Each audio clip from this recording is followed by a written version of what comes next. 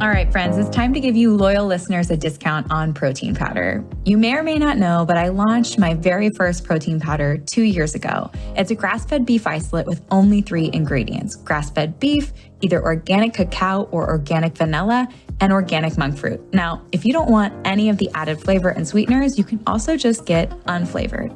And no matter what flavor you choose, you're getting over 23 grams of protein per scoop, which is going to keep you full and satisfied between meals. I love starting my day with a Fab4 smoothie and breaking my fast with that much protein. It makes a serious difference in my cravings and blood sugar balance the rest of the day, and I've seen it with my clients as well. Now, I never thought I'd own a product company, but when I got pregnant with Sebastian, I realized the majority of protein powders were chemically extracted or enzymatically extracted, and I wanted to use heat and water only. I wanted minimal ingredients because we don't need those emulsifiers, fillers, or added vitamins, minerals, and probiotics. All of those additions increase the chances that it's not going to work for your body, whether it be bloating, digestion issues.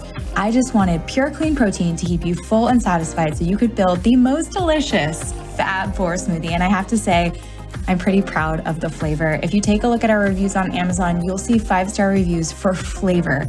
And that is key, because if you don't love your Fab4 smoothie and you don't love drinking your protein powder, you're not going to do it. It won't become a habit, and it's consistency that outpaces everything. So if you're here and you're listening and you want to give our protein powder a try, use the code podcast5 for $5 off your order. And let me know if you love it. My favorite ways to apply this protein powder is in my Fab4 smoothie, making freezer fudge, making chocolate milk, making hot chocolate, and throwing the unflavored into all my kids' baked goods. So let me know how you use it. Let me know if you love it, and share this podcast deal with your friends.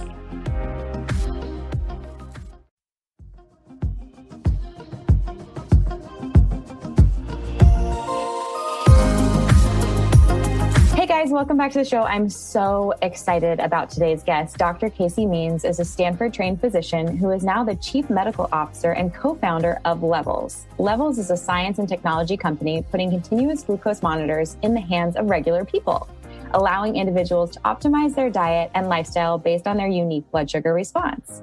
Casey and the team at Levels are democratizing access to DGMs and are building greater awareness around the importance of understanding blood sugar response and its impact on metabolic health.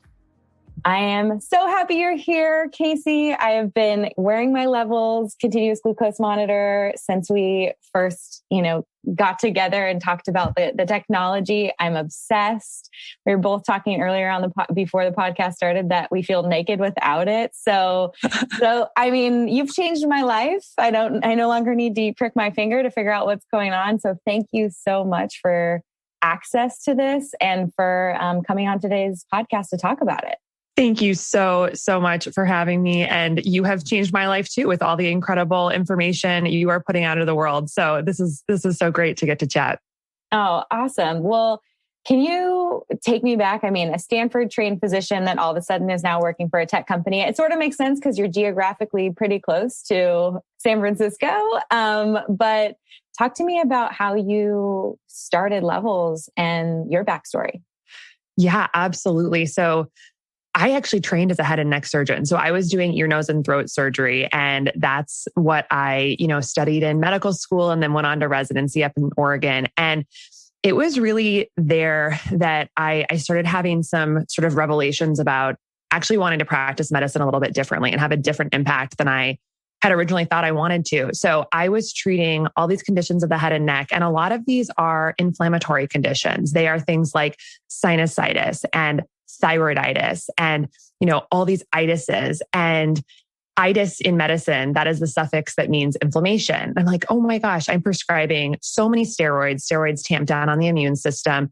It's just incredible how many steroids we use. It's like topical, inhaled, IV, oral. It's a lot that suppresses the immune system. And then of course, when those don't work, you take people under the knife, you take people to the operating room. And it sort of started occurring to me, like, why are we doing so much pharmacologically and surgically for disorders of inflammation without actually asking what are the root causes of inflammation? What's causing the immune system to get revved up and be hyperactive and create a lot of these symptoms? So that led me on really a a long journey towards exploring physicians who are talking about these concepts of chronic inflammation.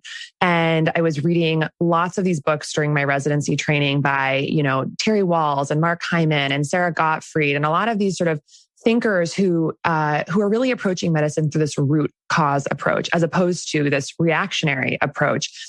What can we do before disease emerges, as opposed to waiting for diseases to become fulminant and then reach for our prescription pads? And that really got me very inspired.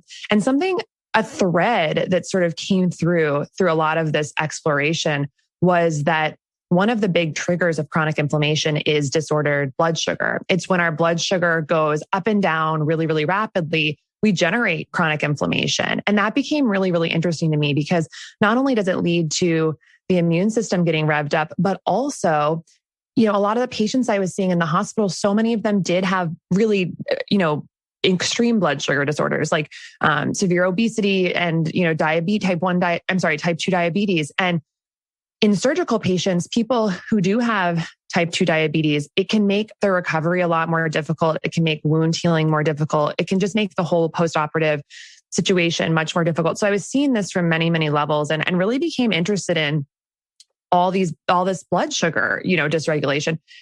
Digging deeper and sort of into the epidemiology, the statistics are absolutely astounding. 74% of the population at this point is overweight or obese in the United States. We have 128 million Americans with prediabetes or type 2 diabetes.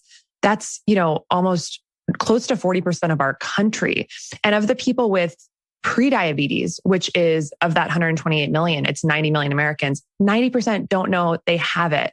So it's just astronomical. This is epidemic level stuff. And when you dig deeper, we really realize that so much relating to disorders of blood sugar are actually sort of they predispose you to so many of the other chronic conditions we're dealing with. So for instance, stroke, Alzheimer's disease, cancer, heart disease, infertility, erectile dysfunction, depression, anxiety, all of these link back to blood sugar problems and resultant insulin resistance, which is sort of downstream of having blood sugar issues.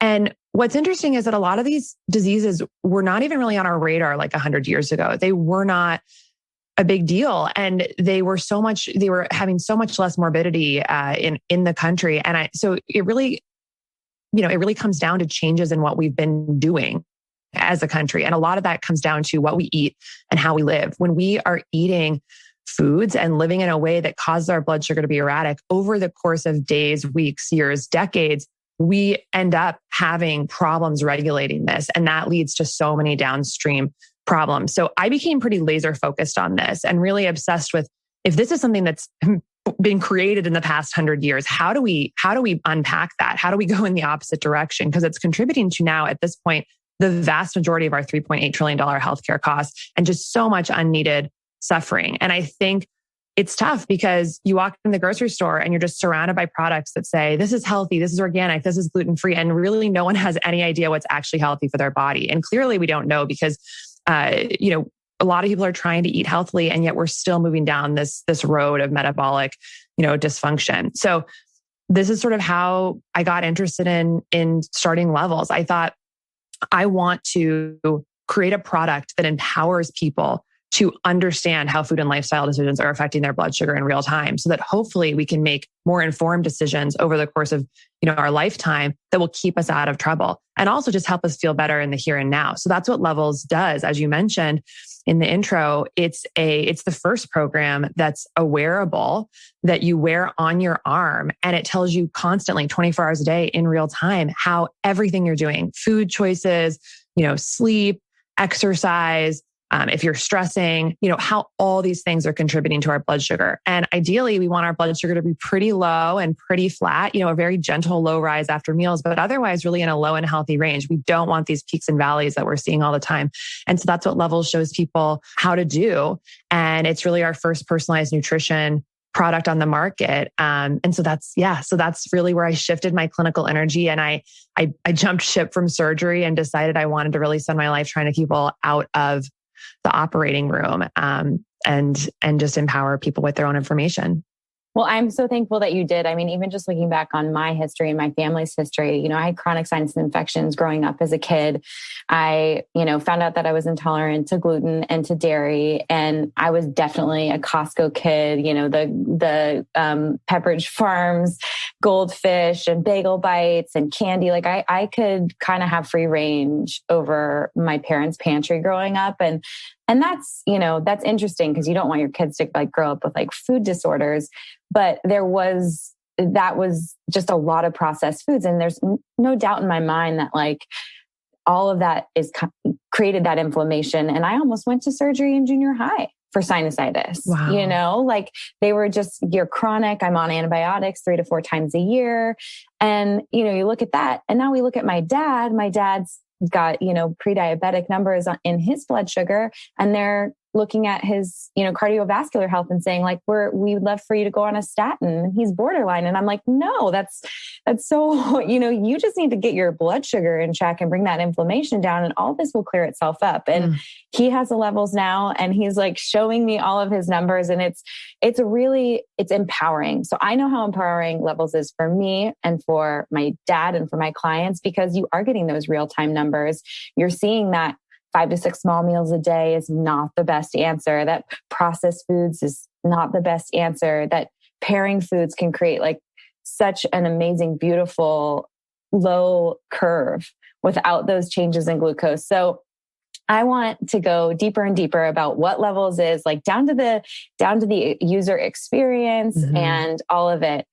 So what were some of the experiences that you had personally that led you to explore alternative forms of treatment? Yeah. So for me, a lot of it had to do with sort of my journey through medicine, my intellectual journey, and what I was learning. This idea that we're really approaching medicine almost universally through this reactive approach. We're just waiting for diseases to emerge, and then we're turning around and we're doing invasive things, and we really need to be focusing on the front end. And that's really a whole movement in medicine called systems and network biology, which is so fascinating. We like to sort of think of diseases as isolated silos. Diabetes is one thing, obesity is another thing, chronic liver disease is another thing, infertility is another thing. But in reality, if you look at the systems and the networks of what actually links those diseases on a physiologic, genetic level, we actually see that there's these linkages, and you can treat at that level. And that's much more efficient, because then instead of applying a drug to each of those things, you're actually applying something to the root cause physiology of that can maybe mitigate all of them at one time. And that's where you approach things like chronic inflammation or insulin resistance, which is downstream of blood sugar dysregulation, which are actually the trunk of the tree for so many conditions. So that was sort of the intellectual journey I was going on. Personally, I was also having some experiences too, that were definitely influential in me reaching for this more holistic alternative medicine realm.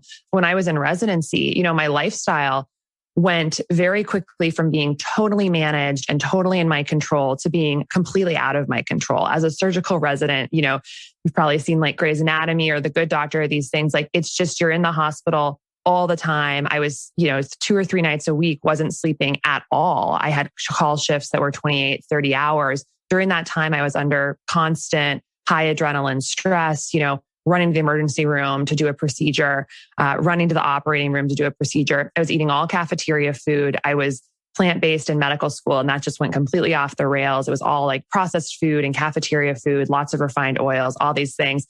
And I wasn't exercising that much, and I was not really seeing the sun that much. You would be in the hospital basically from sun up to sundown. So my body just totally fell apart in residency. And it was actually almost funny to see how quickly it was falling apart. Within the year I started taking call, which was when I was staying up multiple nights per week, I had so many symptoms develop. I developed IBS rapidly. I developed jawline, hormonal acne, immediately. I was definitely moodier than normal. And I developed chronic neck pain. My left arm was numb, and I was oh my gosh, this is fascinating. Conditions changed, and within months, my body just is falling apart.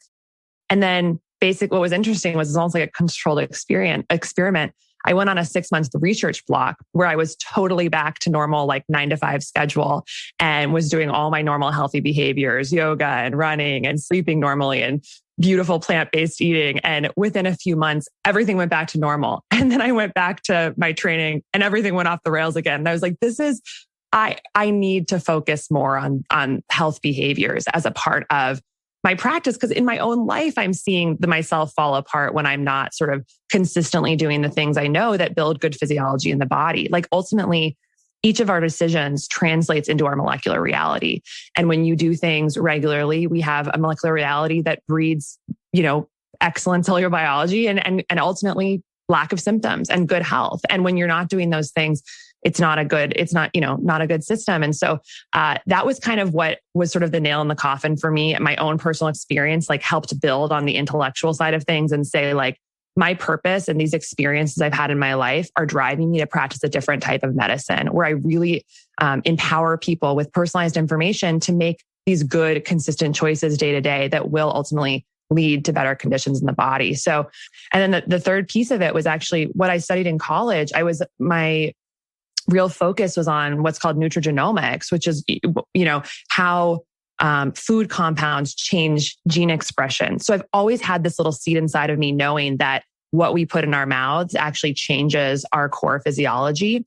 And something I took from that was, so many plant products and plants, they actually have chemical compounds in them that change our gene expression for the better. And certain thoughtfully chosen animal products do too. But the vast majority of what we're putting in our body, what we eat sort of in Western society, is actually doing a number on our genes and upregulating gene expression that we do not want. And so we have this power with every bite we take to actually fundamentally change the expression of our blueprint. And to me, that's just so exciting. And so that whole life experience, personal, professional, over the past decade kind of just congealed together to say, how can I support people to make the consistent, personalized decisions that ultimately generates health? And I think having tools to support knowledge is one thing, but tools is a whole extra thing because, knowledge takes us, I think, halfway there, but then to actually have some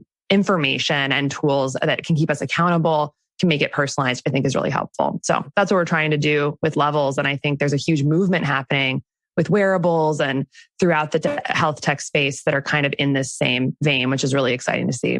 Oh, definitely. I think about like the Oura Ring for sleep and Levels for glucose monitoring. I mean, it's funny because you can look at tech and be like, we're just bombarded by Wi-Fi and tech and all of these things. And we want to take a step back from that. But there is so much knowledge to be gained in your own personal experience of understanding. It's not something you have to have forever, but it really can hold you accountable. Like I'm use my dad as an example because he was just over here the other night. It was our anniversary and he was babysitting. He's like, show me how to use the app. And he pulled up his little, a little meal. And he's like, my mom still buys stuff from Costco. It's like a Pepperidge Farms, like chocolate chip cookie. He took a picture of the bag. He's like, I only had one. And I know my dad, like he would have opened those cabinets and had like 3 or 4, but he's like, I wanted to see where my blood sugar went. It's like, he doesn't have to have a nutritionist or a coach on his back being like, now, Steve, you can only have one of those, or maybe let's swap it out. And of course, I want my parents to choose like healthier options and not to like buy those things. But even seeing him change his behavior because he understands the impact of how high his blood sugar goes when he has something like that that's priceless. That's allowing someone to have full autonomy and to make choices for themselves and to kind of also learn like, okay, like my body is pretty amazing. It's going to spike up and it's going to come back down, but I'm also going to watch that curve. And in coaching my dad, I was like, Dad, like it's going to go up, and someone like me or someone, even younger or maybe a super athlete, like they're going to bring that blood sugar right back down.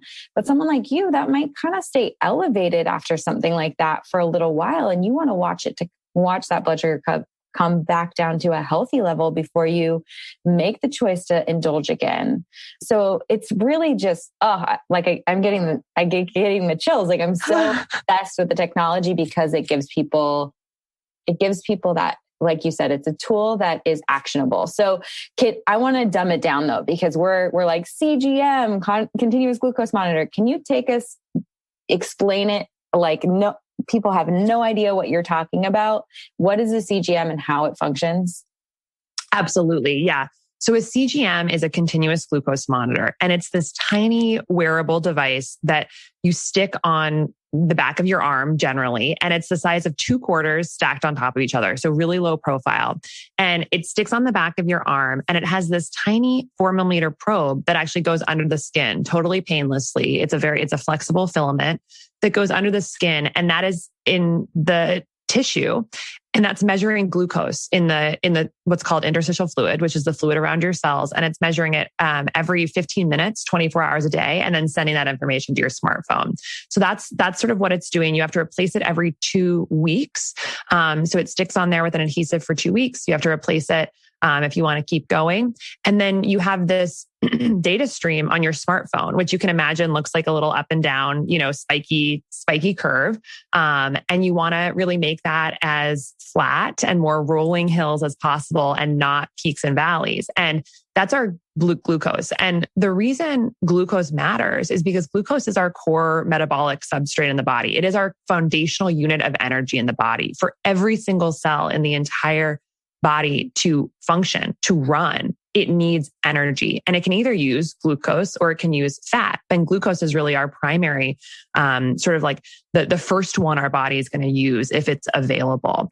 And the body tries really hard to keep glucose in a very narrow range. It's so important to the body. We've got to keep it in a narrow range.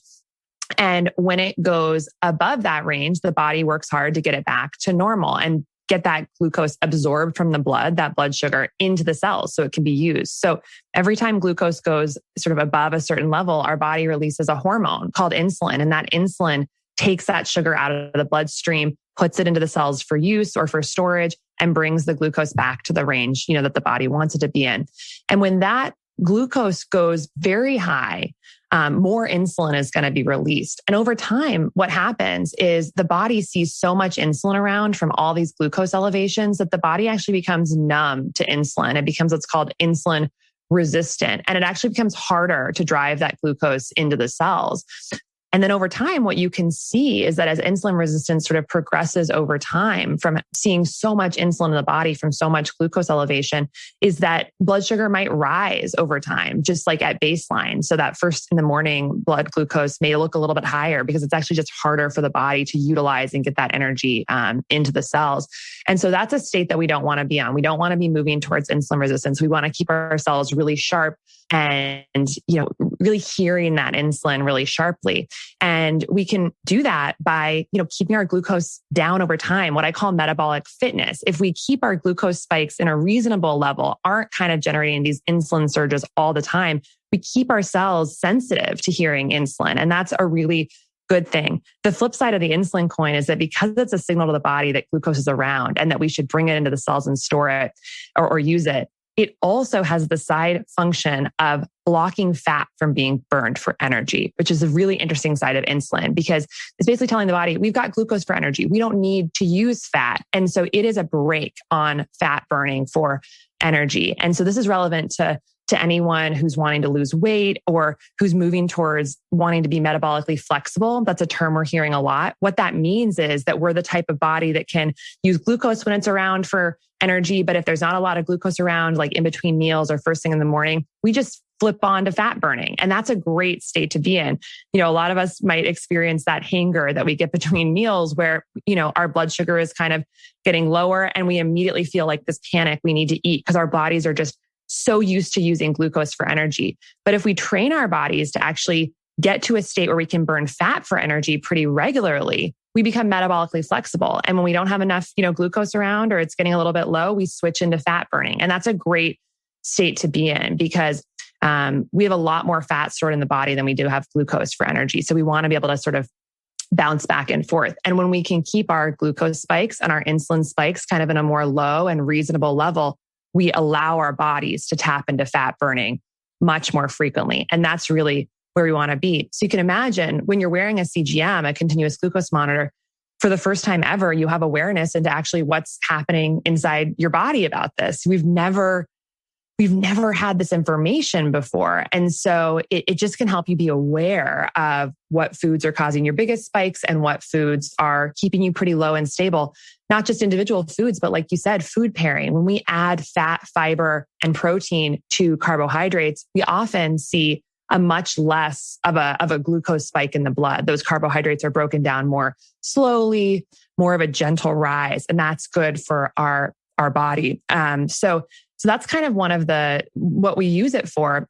Traditionally, this technology has actually been around for over a decade, and it's been used as a treatment tool for people with type 1 or 2 type 1 or type 2 diabetes. Individuals with these conditions have had to actually prick their fingers in the past to be able to see what their blood sugar is before and after a meal and to help with treatment decisions. So continuous glucose monitors have been a game changer because not having to prick your finger as much, and you're getting so much more of this data stream that really tells you just much more granularity about what's happening with blood sugar. So what our company is doing is taking this technology out of that medical use and using it for a personalized nutrition use. So that's where we come in. So we have a telemedicine network that evaluates people for this prescription device. It's prescription only. And then if approved for a prescription, the sensors are shipped to your home from our partner pharmacy, and then access to the app that takes this continuous data stream and makes it much more actionable and insight driven, and helps people really understand how to move from that spiky picture to a more flat and stable picture. And I can imagine that someone out there is listening and saying, well, why don't I just follow a low glycemic diet or like a low carb diet? Like, wouldn't that just get my blood sugar to be flat? And why do I need this device in my arm? And I think that's a great question. I think something that's fascinating, that's only research that's come out in the past 5 years or so, is that actually each person is going to respond to carbohydrates completely differently in terms of how it raises your blood sugar. You and I, Kelly, could both eat like a banana, and I could go up to a glucose level of 170 and you might go to 120. And so for you, it's going to have less of that insulin surge. It's going to probably be a better metabolic choice for you than it is for me. And the research has looked into why people are different in this regard. And one of the big factors is actually microbiome composition. People can have different gut microbiome bacteria compositions that processes those carbohydrates differently in terms of how it's converted to sugar and how fast. And so the idea of the glycemic index is sort of like everyone responds to a piece of white bread exactly the same in terms of how it raises your glucose, but that's actually not really what's happening. It's much more personalized. And then when you add on the fact that stress, sleep deprivation, how much or how little exercise you got, your micronutrient composition in the body, your microbiome, how all these things actually mitigate that processing of glucose, you get into a really complex situation where actually having some of that feedback can really be helpful in tweaking and personalizing how you want to live to keep glucose as stable as possible. So that's kind of the backstory on CGM. I love it. You mean there's bio-individuality? Oh my gosh. Can you believe it?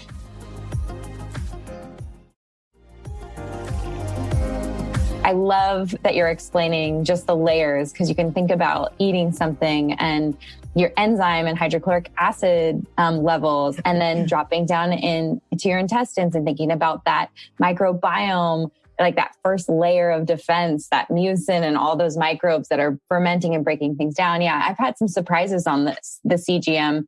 I mean, I learned that I do better with potatoes than I do with apples. And someone might be like, oh, like potatoes. Oh God, the starch, and that's going to wreck your blood sugar. But, looking at it, and you look at the two different, couple of different ways that I tested it, I roast all our potatoes and like do a lot of roasted veggies like every couple of days, and they just sit in glass Pyrex in my fridge. So there's a little extra resistant starch there. It's been cooked and cooled and like recooked. Eating those with a meal versus maybe like, okay, I'm grabbing an apple with some nut butter, definitely seeing less of a spike by adding that nut butter, but still, the apples that we eat today are like the size of my face versus what you would normally find on, at least 20 years ago or something. So we have to think about all of that composition. I want to go back to something that you said a little earlier, talking about the optimal range and how levels kind of explains your food choices and if they're good or if they're productive towards metabolic fitness, we'll call it, versus maybe a little more less productive or detrimental. So what's the optimal range, and can you explain the 1 to 10 system and the levels out? Sure, absolutely.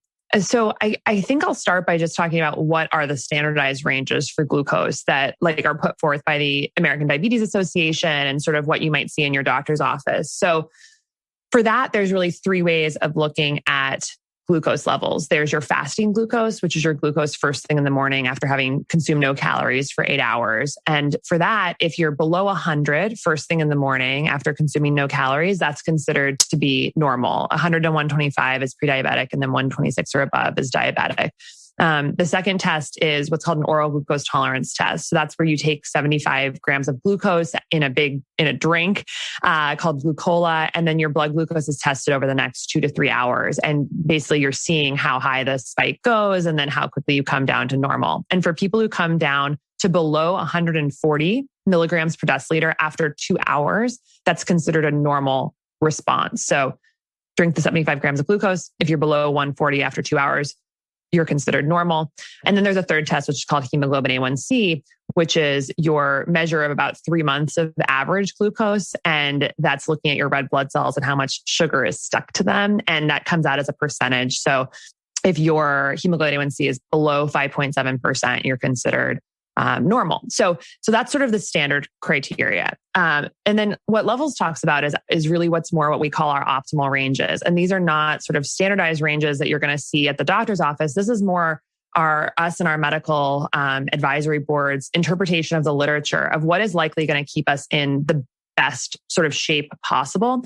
And so for us, we really encourage people to try and stick with between 70 and 110 milligrams per deciliter for most of the day. And that's kind of what we consider our optimal range. And the reason for that is because if you look at the research, let's talk about fasting glucose for a second. So less than 100 right now, if you walk into your doctor's office, they're going to say you're normal, you're totally fine. But if you actually look at the research, as people's fasting glucose moves from 70 milligrams per deciliter up towards 100, their risk of developing diabetes and heart disease and stroke actually increases significantly. So if you're in that lower chunk of fasting glucose, you're going to be much better off in terms of risk for cardiovascular issues or actually developing diabetes down the road. So saying that someone with a fasting glucose of 99 is the same as someone with a fasting glucose of 72 is totally inaccurate. Yeah. But because of, the way that we categorize in medicine,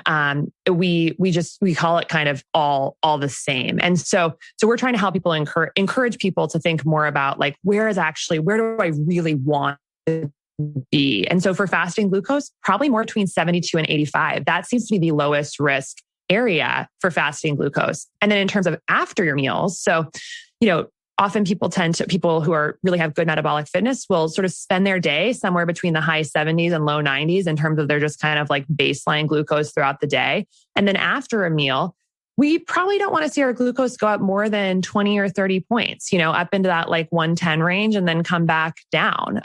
You can imagine maybe you're starting at 80 before a meal, you go up to 110, you come back. That would be a pretty reasonable response. What we don't want to see is that you're starting at 80 and you're going up to 180 after a meal and then coming down. That's actually not that hard to do with a standard American diet. I've seen it. I've done experiments and I've seen that happen to myself. Some of the ones that do that to me is if I eat just a plain bowl of instant oatmeal, my glucose will go up 100 points. Whereas if I eat another delicious breakfast, chia pudding with full fat coconut milk, it'll go up 5 points. And so, that's a type of example where it's I might have never known that one of those is vastly better for my health than the other one. I might have continued just living my life eating oatmeal every morning because it says heart healthy on the package. But the reality is that it's causing a really, really big spike. So we encourage people to kind of stay in that tighter and narrow range. And then we have a scoring system called zone scores that helps make that really simple for people. So a zone score is,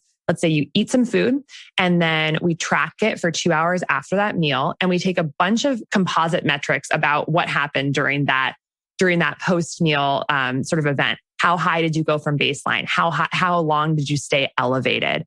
And different factors like that. How quickly did you come back down to normal? And we just give you a 1 through 10 score. 10 is what we'd call a perfect metabolic score. You had a minimal glucose response. You came back down. very quickly. 0 is like you shot up and you may have taken a little bit of a little while to come back down. That's what we don't want. And so you can just sort of scan through all your meals and say, okay, these are all 10s for me. These are all 9s. These are all 8s. I want to stick with those. And I really want to avoid the things that were like 0s, 1s, 2s, 3s, 4s, or figure out ways to modulate those, maybe adding fat, protein, or fiber, maybe only eating those things if you're definitely going to have a workout that day, making sure you're only eating those things when you've had a good night of sleep, like how to sort of modulate them to make them a better glucose response. So trying to just make it really simple for people to see what works and what doesn't. I love that so much. And you know what the Levels app does for clients is when you think about that, when would you want to eat? When would you crave one of those meals that's like a 1 through 3 or a 0? After a poor night's sleep, definitely not after a workout, and so that's the kind of stuff where, okay, you've had a poor night's sleep, you didn't get a workout in, that this meal is going to impact your blood sugar, even, creating this dysregulation.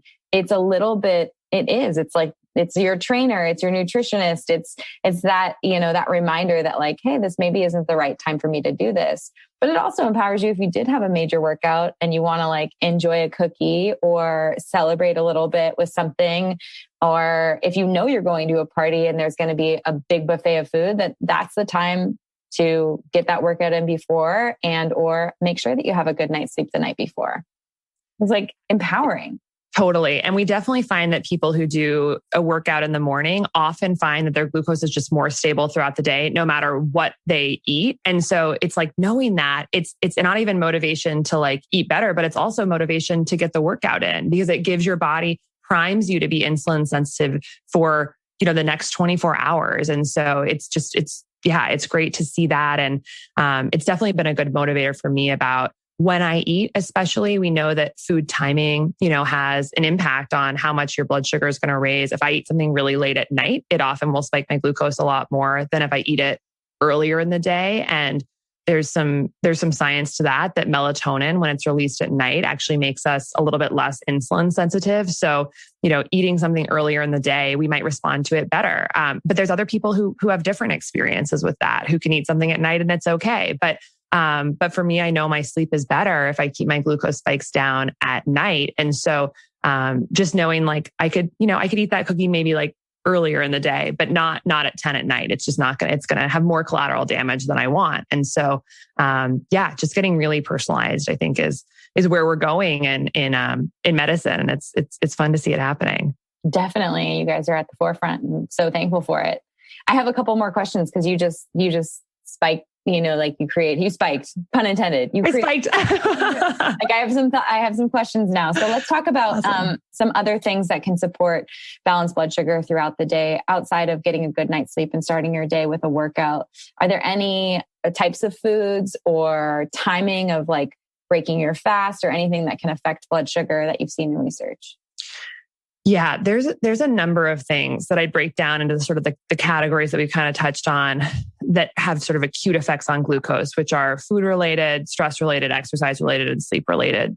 So within food, there's a number of things in that category. So one is sort of food pairing, one is food timing, and one is food sequencing. So on the food pairing, we've kind of touched on this, but eating naked carbohydrates or carbohydrates alone, like just a straight apple, like you're going to see more of a glucose response with that. So there's a lot of research showing that if you pair or preload a sort of naked carbohydrate with fat, protein, or fiber, you're likely going to have a better response. Some of the research showed that if you eat, like for instance, 1 ounce or 2 ounces of almonds while eating a piece of white bread, people had a significantly lower glucose response with the almonds than with not. So that makes sense. Put almond butter on if you're going to eat, refined carbohydrates. But it's like you said with fruit, I barely ever even reach for fruit without thinking about adding some sort of whole food fat, like a tahini or an almond butter, or sprinkling chia seeds on top. That's just now part of my routine because I know that my glucose response is going to be better. So food pairing with fat, protein, and fiber is definitely a big one. Some of my go-tos for that are, I basically put chia seeds on everything at this point. They're one of the best fiber sources out there. There's about 10 grams of fiber in 2 tablespoons, and they're just easy to put in salads, put on top of things, add to smoothies, make a chia pudding. So that's one of my big favorite fiber sources. You probably do this, but for listeners, definitely make sure you're hydrating. You drinking water with those meals just to make sure that those chia seeds don't congeal together. So true. Yeah. What do they absorb, like 10 times their weight in water or something like that? Yeah. And so yeah, you don't want to get those like stuck in your belly with no hydration. So definite hydration with those. And so food sequencing is a really interesting one too. If you actually eat your carbs later in a meal, as opposed to front loading your meal with carbs, people tend to have a better glucose response. So what that might mean is eating a big low carb salad in the beginning of the meal, or eating some protein, like if you have chicken and a bunch of potatoes on your plate, like start with the chicken and then eat the potatoes. People tend to have a much better glucose response when you do that. And so definitely, maybe instead of serving the whole dinner with salad and the other stuff all together, like eat the salad first and then go back in and get the rest of the food. That tends to have a pretty significant impact. And then I think food timing is an interesting one. There's been some research showing that people who actually eat in a narrower window throughout the day, so more time-restricted feeding, tend to have lower 24-hour glucose and insulin levels. There was a study that actually took people and gave them the exact same number of calories, but one group ate between 8 a.m. and 8 p.m., so like a full day of eating. And then one group ate between 8 a.m. and I believe it was 2 p.m., so a very narrow window. And none of us want to stop eating at 2 p.m., but that was what the research looked at. So it was a 6-hour feeding window versus a 12-hour feeding window. Exact same number of calories though. And they found that the people in the narrow feeding window, even though they ate the exact same number of calories, had lower 24-hour glucose and insulin levels. So that's pretty interesting. And you can imagine, like, if you're just sort of keeping all your spikes within a narrower range, you're giving your body, like that, let's say that 6-hour range, you're giving your body 18 hours where insulin is low and you're tapping into fat burning and you're getting those other metabolic pathways going, building that metabolic flexibility. So I think that is a takeaway point. I'm not going to encourage people to eat only between 8 and 2 p.m., but you can imagine potentially eating in a 6-hour or 7-hour window between 11 a.m. and 5 or 6 p.m. And what that's going to do is just give your body more time to have a low glucose, low insulin state so that you can actually activate those other metabolic pathways, which are good for health, namely fat oxidation and fat burning. So that's kind of like some of the food tips I would say. And then there's a couple other just like fun little ones like vinegar and cinnamon, which I think are interesting to just mention. Like both of these foods, vinegar, like white vinegar, apple cider vinegar, and Ceylon cinnamon, both have been shown to have insulin sensitizing effects. So if you can throw some cinnamon on your food, throw it in your smoothies, and then throw vinegar, in your salad dressings, that's going to actually just like prime our cells to be more sensitive to the insulin. So those are some tips that people can use. I love that so much. I feel like you have just given people the tools, if they don't have a Levels app, to kind of modulate their blood sugar and support that homeostasis in the body as best as they can. A couple of things that came up for me in what you just said was the sequencing. That's really something that I have done with my toddler. So we throw the veggies especially when he was first starting to eat, the veggies on the plate first so that he's eating those when he's hungriest. And then the proteins, because those are the most satisfying on a hormonal level. And then we throw the starch, like the pasta or the rice, because, it's really easy to overeat those things. And you think about meals, eating out at a restaurant, they're like, here's your chips at Mexican food, or here's the bread bowl. Just being able to say no to that until your meal comes can make such a massive impact on your ability to support blood sugar balance. That is such a good point about the chips and bread. It's true. It's like, and it's similar with breakfast. It's like have your OJ and then eat a meal. It's like these are actually going against sort of our long-term aims. And it's not necessarily about deprivation. It's about just being thoughtful about the biology of it and how we can, just knowing that information, how we can just make these small tweaks to get the most out of our meals and kind of get the most bang for our buck for each choice that we're making. So totally. I have another question. So let's say someone does decide to not just intermittent fast, but maybe time restricted. Maybe they're a 9 to 5er. I love that study looked at 8 to 2 instead of 2 to 8. I think there's something to be said there, just eating with our circadian rhythm, eating when it's light out. Like you were saying earlier, there's no melatonin in the system. We're staying insulin sensitive. So I like to eat during the work hours or like my grandmother, between 8 and 9 to 5 and 6, like we call it a day. I think that is just so supportive. But let's talk about that intermittent fasting time when we see our blood sugar drop.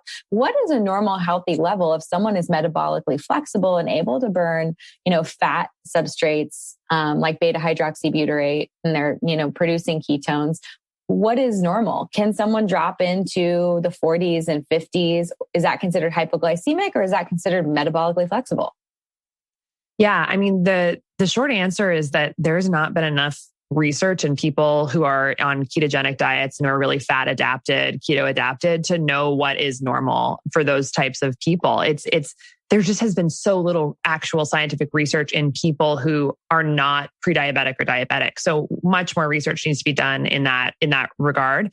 I would say people getting in the 40s and 50s, that's probably never going to be very normal. That's just my personal take on it. I think almost everyone's going to feel symptomatic if they're that low. I think people dipping into the high 60s and low 70s, people can tolerate that, especially if you're really adapted to burning fat and are maybe not have any hypoglycemic symptoms. But I think much lower than that, you're probably going to get that little bit of like shakiness and hunger. So 70 is really, that's sort of an area where we'd say below that, you might start seeing some issues. And glucose is not one of those things where like it's the lower, the better. It's really about keeping it in the right range and having that really supporting homeostasis. And so it's not like one of those lower is better things. It's lower is better until a certain point. And then the body's regulatory capacity kicks in. And one thing I'll say about one interesting thing about the glucose sensors is that they actually are less accurate at lower and lower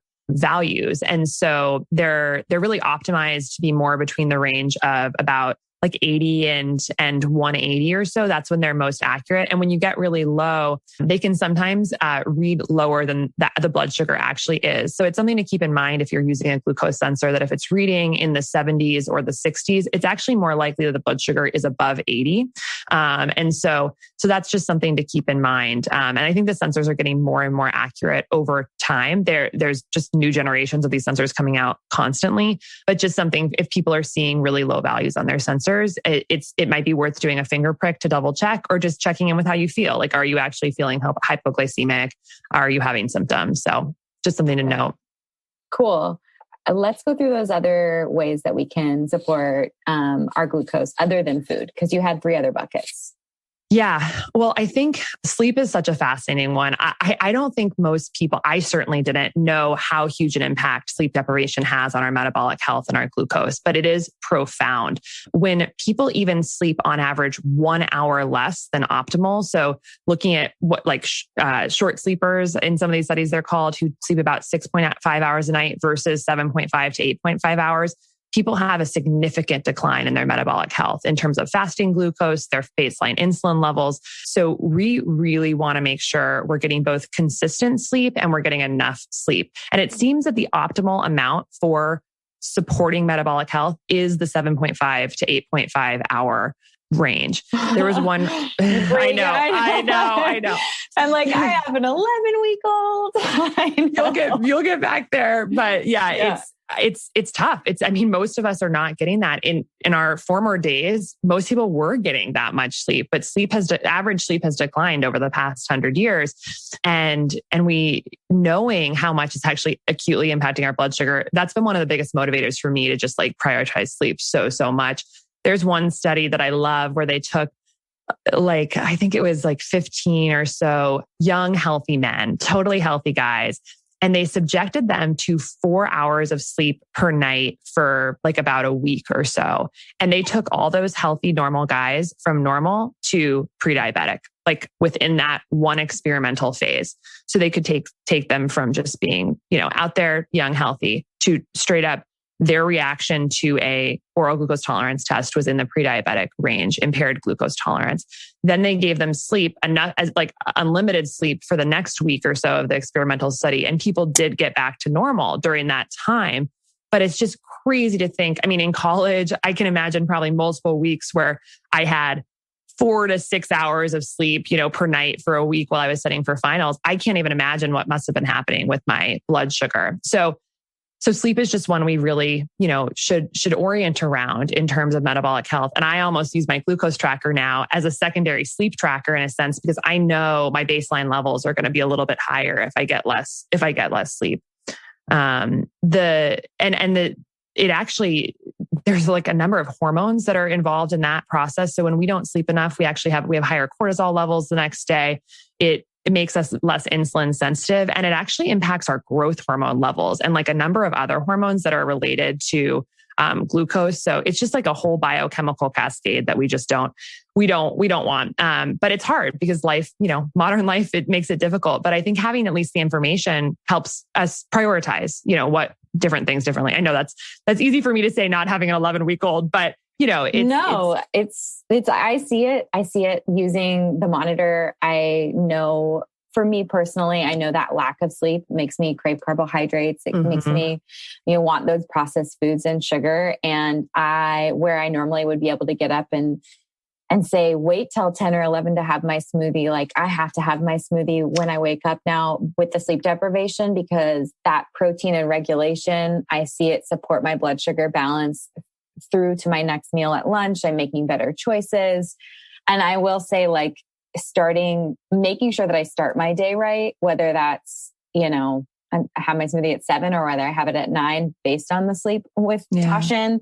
I do see that every single time though, that like smoothie is coming back at a 9 or a 10 because it's optimized with the protein, fat, and fiber.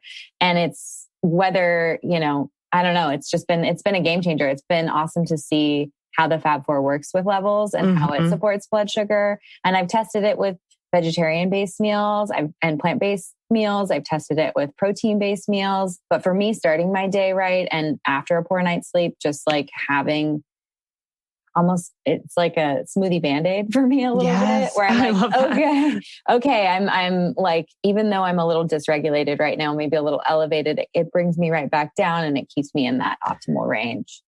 Well, I think that speaks also to one of the effects of sleep deprivation is it messes with our ghrelin and our leptin. These are like our satiety and hunger hormones. And just like you said, you crave more of like the higher carb foods and stuff when you're sleep deprived. That's totally hormonal. Like it's actually sleep deprivation is changing our balance of our satiety and our hunger hormones.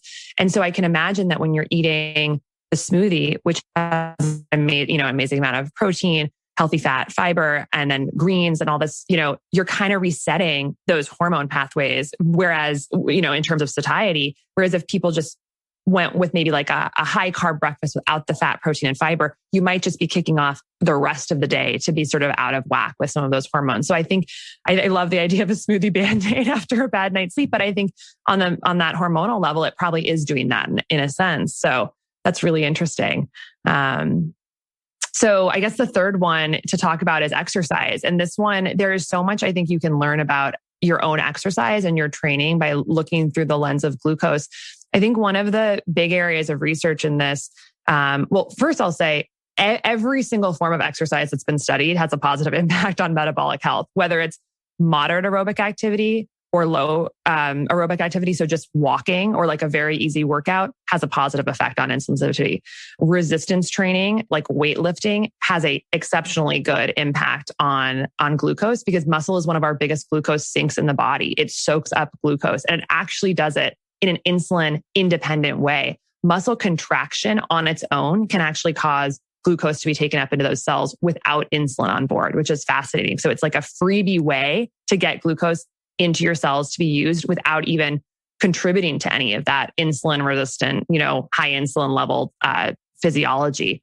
And then high intensity interval training also has positive effects on insulin sensitivity in as little, it's almost instant, which is cool. So you can do a high intensity interval training workout and be more insulin sensitive the next day. Like we actually can measure that. So basically anytime you move your body, it's good for glucose. And it makes sense, again, looking through that lens of muscles are a glucose sink. They take up so much glucose. And if you're even like walking 5 minutes, you're activating so many huge muscle groups in your body. And we spend so much time sitting. So even little teeny chunks are important. And one of my favorite studies, this one was so interesting to me. So they took a bunch of people and they put them into different categories. And one was they were going to work out for, I'm probably going to get the numbers a little bit wrong here, but broad brushstrokes here. It was like working out for 20 minutes before each meal, 20 minutes after each meal, or 2 minutes every 30 minutes throughout the waking day. So basically big chunks before or after meals, or just like 2 minutes every 30 minutes. So stand up and walk around for 2 minutes. And they've done this study with walking and with jogging. And they showed that the people who actually walked, and cumulatively in all of these groups, they ended up moving a total of 60 minutes per day, whether it was the 20 minutes broken up or the 2 minutes multiple times per day, but same number of minutes at the end of the day. The people who actually moved for 2 minutes every 30 minutes all throughout the day had better glucose and insulin levels over the course of the day than the people who did the bigger chunks 3 times a day. So the moral of that story to me, they all did better than the people who didn't move at all. Right.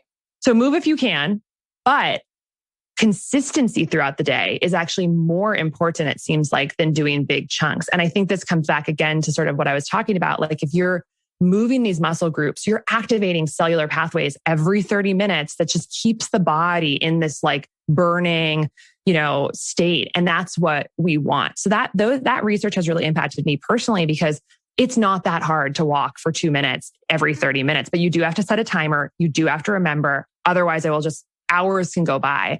I also have a standing desk. And so I'll try and maybe like move a little bit at the desk, but it's kind of just like, it doesn't have to be big. Just, it has to be consistent throughout the day. Our bodies are meant to move. So that's one that I love. I love that one so much. Just because all you need is a toddler and a scooter. Good to go. No, I mean, it's amazing how much they move throughout the day. Sebastian is constantly moving. And I look at adults and we're all just constantly shoulders rolled in over our desks at our computers. And I mean, anyone can do 2 minutes. Right. Right. And it's just walking. Like it just has to be walking. You don't have to run. You don't have to sprint. It doesn't have to be hard. It just has to be moving those muscles and getting those pathways activated. And then, I think one last sort of practical plug, there's a big movement in the athletic world for low carb athletes and keto athletes. And it used to be like the idea of, we need to carb load before. Exactly. We're going to have a pasta dinner before the marathon. And that paradigm is actually shifting quite a bit as people realize that glucose management, it actually can be kind of like a superpower with athletics. The reason for that goes back to our conversation about metabolic flexibility and fat burning.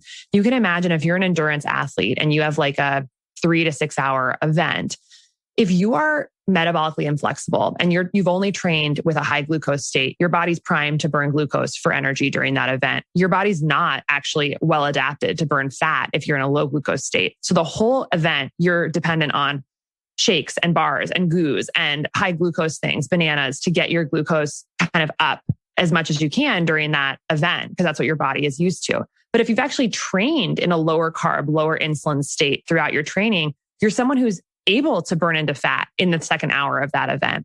Interestingly, we only have 2 hours of glucose stored in our body at any one time. And that's stored in chains called glycogen, which live in the liver and the muscles.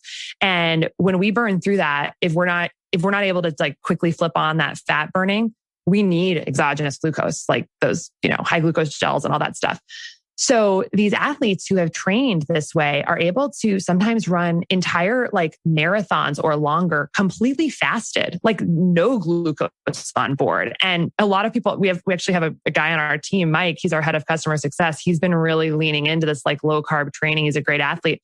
He'll run like a marathon on his own every month, totally fasted, which I do not recommend to anyone listening to this. But the fact that it's even possible is so different than I ever imagined. And so the takeaway, I think, for the average person, not someone doing like Ironmans or marathons, is to consider sort of exploring what it looks like to work out and to be active without having a ton of carbohydrates on board.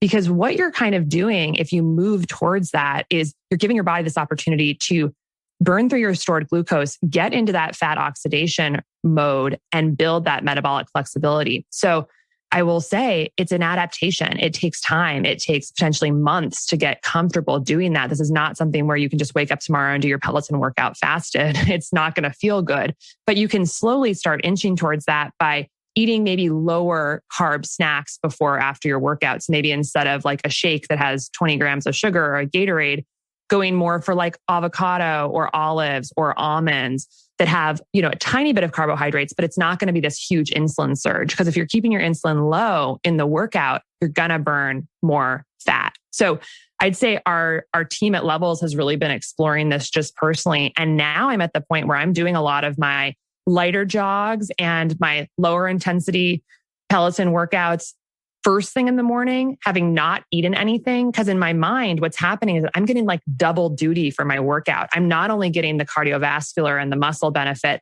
but I'm also getting this side metabolic flexibility benefit. So definitely talk to your doctor about doing anything like this. And, but it's just more conceptually kind of interesting to think about how we can use food to our advantage with getting the most out of our workouts. I love that you just mentioned that you're doing that Peloton workout fasted in the morning, or your runs in the morning.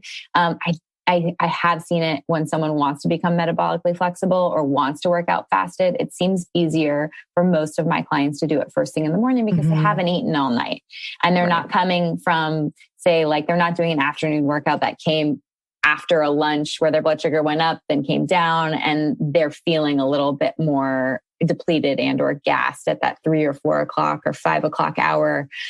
They tend I just tend to see practically that like it's a lot easier if you want to get into fasted workouts to do them first thing in the morning and to work your way up in time. I mean, that you just let the listeners know you have 2 hours, friends, of stored glycogen in your body that's there for fuel. And I do think tapping into that glycogen becomes easier over time when we do those fasted workouts. I think that's true. And I think it's helpful having the monitor on, because I think there's sometimes during the day where we feel like our glucose is low, but it's actually not low, which is really interesting. Sometimes I'll be like, oh, I need something. I'm feeling really low energy or whatever. And I look and I'm like, my glucose is actually like firmly in the 80s. I'm doing fine. And it's like, what's actually going on? And what is often happening is actually that I had a glucose spike earlier in the day. And then what can often happen with that big glucose spike is that you release so much insulin that you actually crash. You overshoot your baseline. You go up and then you crash. And that's called reactive hypoglycemia. And that's a feeling induced by a big spike where you can often feel like really low energy and sort of moody and maybe a little anxious. And to be able to see on and then usually you come back up to your body regulates and you come back up to your baseline over time. But that's often that moment where I'm back at normal, but I had this dip where I'm like, oh, I need something. I need a snack or something like that. But to look at the sensor and be like, no, I'm actually fine. Like I don't need to just like jam something sweet in my mouth. And I'll usually, because I see that and I know I'm fine, I'll go with something like lower carb. Like I'll do an avocado or, coconut chips or something like that. Just something that's like not going to spike me again and maybe lead to the same roller coaster. And, I think about athletes who are drinking like Gatorade or something like that to get that energy. And like, while it does provide a glucose source, which for some athletes may make them in the moment feel like they have more energy, what's interesting is that I can imagine it often leads to actually that big crash during like the workout. You have this surge of energy, glucose available in the bloodstream, but then, in the middle of your workout, you're actually having a crash, which might, be counterproductive. And so even for people who aren't doing the whole fasted workout thing or really going down that road, just knowing how your food around activities and sports, how much it's getting you spiked or not. Like, I think that's helpful to know. If you do choose to have carbs before or after your workout, making sure that it's giving you a gentle rise to like restore that glycogen and, give you the energy that you want, but isn't like overshooting and then crashing. So just able to kind of keep you a little bit more stable around your workout so that we're not, having collateral, potential damage when we're actually just trying to like help our bodies. So definitely. What you just explained is why the Fab Four is successful. People are always like, "Oh, I'm going to drink the smoothie," and then they're worried about the caloric load. But it's all of the subsequent meal choices that happen after it that are all regulated because you're not having that reactive hypoglycemic event that then makes you go like, I need to go to the pantry and have something sweet or a snack, or it's not sustaining me, or I'm moody, I'm irritable, I need the chocolate, or I have to have a snack between breakfast and lunch. A lot of times it's exactly what you just said. It's that the choice that they made for breakfast or whenever they broke their fast is actually detrimental to the choices they make throughout the day. And we see that blood sugar curve instead of gradually coming up and sort of like the kiddie train at the Disneyland versus Montezuma's Revenge at Six Flags Magic Mountain. It's like I want to see those rolling, like just sort of like rolling curves versus these high spikes and crashes, because you make better choices at lunch. You don't feel like you need to snack. You feel like you have more energy. You're more positive. You're less, in an anxious or depressed state. You feel better about yourself. And then you feel that energy to say like, hey, I do want to get a workout in, or hey, I do want to like run outside with my kids. And it impacts everything throughout their day. And so it's so hard for me when someone's like, but can I just omit the fat because that's like 200 calories? And I'm like, whoa, it's such a bigger, it's such a bigger picture than that. We're talking about metabolic health. We're talking about energy. We're talking about food choices and making them easy. And I just see it every day with levels. Like when I use it, when I'm eating the way that, eating the Fab Four, and I'm food pairing, and I'm able to have that separation between breakfast and lunch and dinner. And even if I do need a snack in the afternoon or something, I can see how that supports blood sugar. I know I've taken up so much of your time, but I have a couple more questions. Please, this is great. Okay. Yeah. Can you talk to me about snacking and its impact on blood sugar and what we're seeing in the research in regards to separation of meals? Yes. So the thing that's so funny about the snacking conversation is that, if we lived in the 90s, we know that we were told like you need to eat 6 small meals a day and you must eat breakfast because it will boost your metabolism. It will get your metabolism going. So, it's so funny because I think we're seeing like a big shift at this point towards no, actually eat like less time during the day. And I think a lot of this comes back to this whole conversation of what this is doing to our hormones. You can imagine so first of all, I'm not anti-snacking. I'm more just like, let's be thoughtful about what is the biochemical cascade that's happening after we put something in our mouth. I think that if you are going to snack, our goal from a metabolic health standpoint is to lower our body's overall exposure to glucose throughout the day and lower our body's overall exposure to insulin throughout the day, and to avoid the roller coaster, the Montezuma's Revenge, because that variability and ups and downs and crashes in the blood sugar, that variability is going to mirror the variability in our subjective experience of the day. Like if we're spiky on our glucose, it's very likely we're going to be spiky in our subjective mood, our energy, our anxiety, our fatigue, et cetera. So I always say, I think for me personally, stable glucose means a stable day for me in all ways. And so you just have to think about snacking, I think, in the context of that. There are ways to snack that are going to keep insulin and glucose low. And there are ways to snack that are going to cause you to have as big of a spike as a full, huge meal. And so I would say, one thing we know from the research is that when we do time restrict our feeding, when we eat in a narrow window, it seems to be better for metabolic health. And that's because we're giving our body more time without that insulin and glucose exposure. So the less time per day we're eating seems to be the better. Then the second piece is within that, if you're going to have snacks between meals, I would try to make those as stabilizing as possible. And so some of my go-tos are, guacamole, avocado. I'll put avocado with some tahini and some tamari on top and some chia seeds, olives, flackers I love, which are just crackers made out of flax seeds. Hummus doesn't tend to affect me. So I'll do hummus with good amount of fat, tahini in there, dipped with some, lettuce or zucchini slices or peppers. These are all things that don't touch my glucose. And so for a snack, it's not going to have this large hormonal cascade that could be negative. So it's just really, I think, about being thoughtful. But what I know we do want to avoid is that each meal and each snack sends us on an individual glucose and insulin spike. Because then if you're doing that 6 times a day, that's unequivocally not going to be good for your goals or your health. So, really trying to focus on minimizing the amount of those we have per day. And I think you can do that even with snacking. We just have to be really thoughtful about it. But Definitely. Yeah. Awesome. Now, I think the last question before I go would be looking at the different lifestyles that people live right now. I feel like it's pretty segregated. I've like up to the plant-based community and like the paleo keto style community. What would you say are some best in class tips for each type of lifestyle that people might lead? Yeah. So I think big picture, sort of what helps me think through all these different nutritional philosophies is that at the end of the day, all food is molecular information. It's molecules going into your body that tells your body what to do.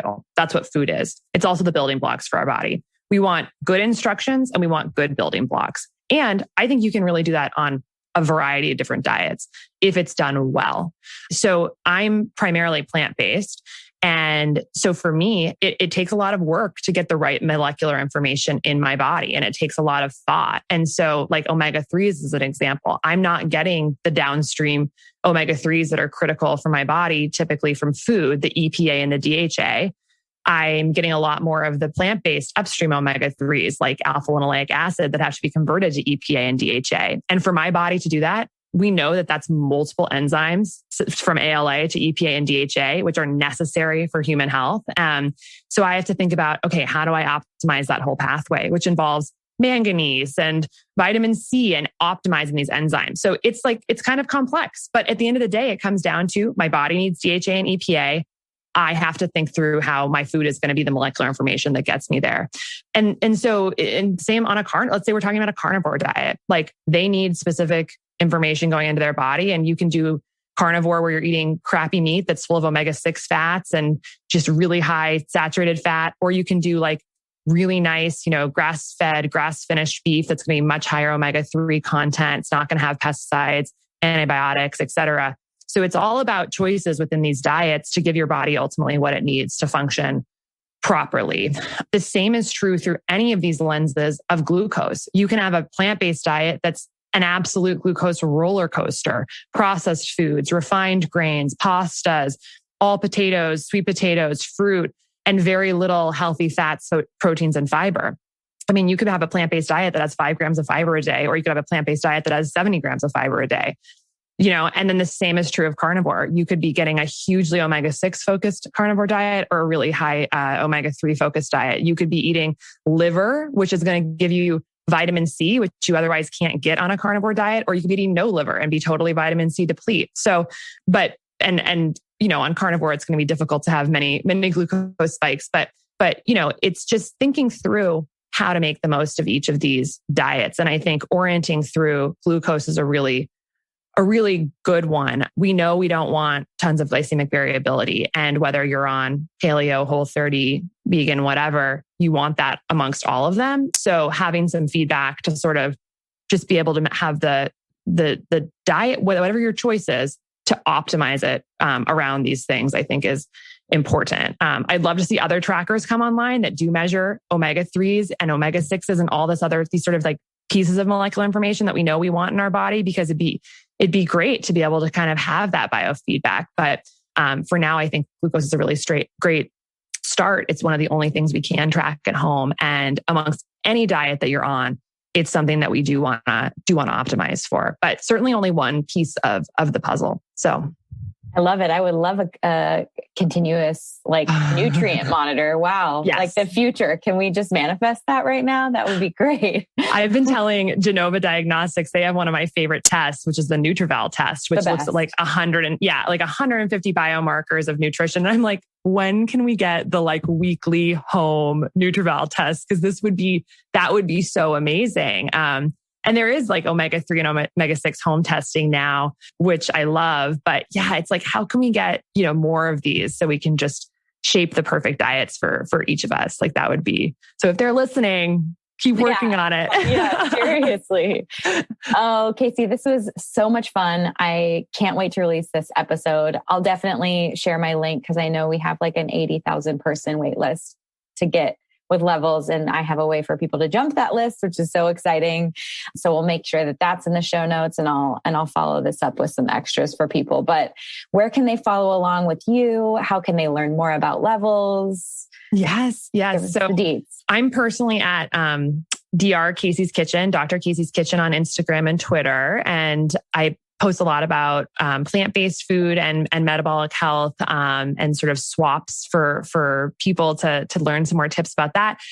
Levels is at Levels on Instagram and Twitter. And it's really fun to follow those accounts because all of our beta customers are doing experiments. And it's kind of cool to see how people are doing challenges for themselves and experiments and kind of learning what's working for people. And then we're at levelshealth.com on the web. And there you can sign up for our wait list for our beta program, which also gets you on our newsletter. And there's just amazing content on our blog.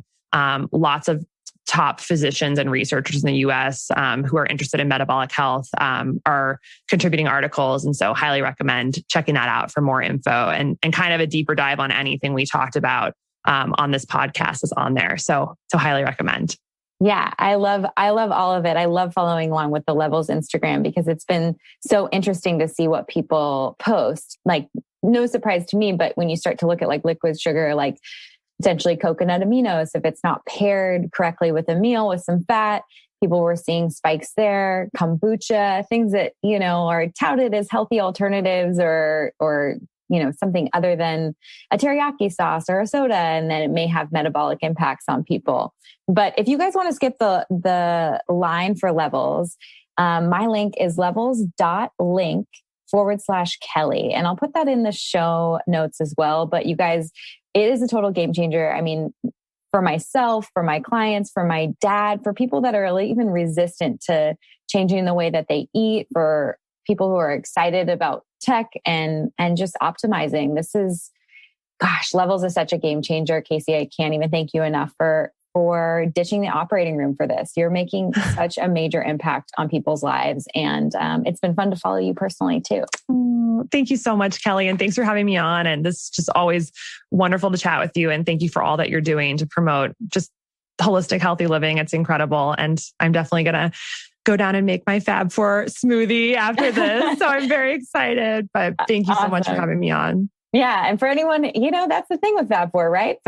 Plant-based to I would say carnivore probably is it's not going to work for, but plant-based to paleo, I feel like if you understand that food pairing, you can really modulate your blood sugar and support that balance. So, Casey, you're the best. This is going to be such an awesome episode. Thank you for listening to Be Well by Kelly. Please subscribe to the show on Apple Podcasts, Spotify, or wherever you listen to podcasts. Learn more at bewellbykelly.com and follow me on Instagram at bewellbykelly.